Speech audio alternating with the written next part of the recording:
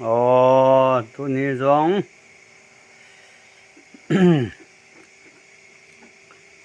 và veo tê làng thi hồ ha. Này nôn riêng Friday mình ra bây giờ hi tụi in làng thi video chấm cha ông cái ball kia này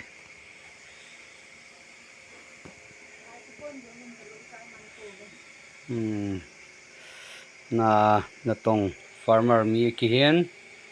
ye a hi dei banga ni tha kon talia kona ga kilo a hele kilo chai man pon madang ho chon bayar kit anga diu himayin te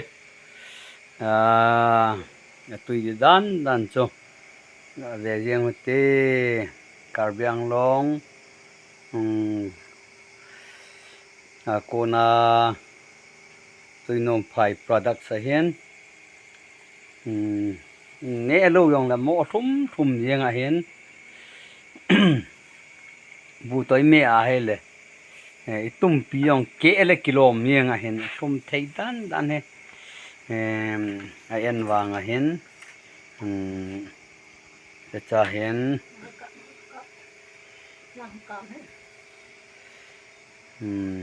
anal thei hle yenge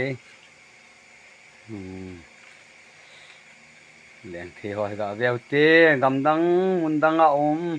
sopi una na hon Manipur sunga kukilena ho hi vin hoi lai ya ho hi vin ga veu te farmer samu lewa nu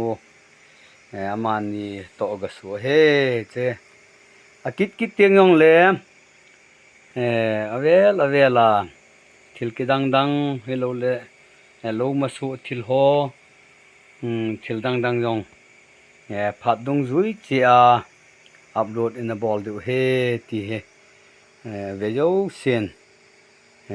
like comment share subscribe ball chi ding in so pi ulen out te ho tim hi ve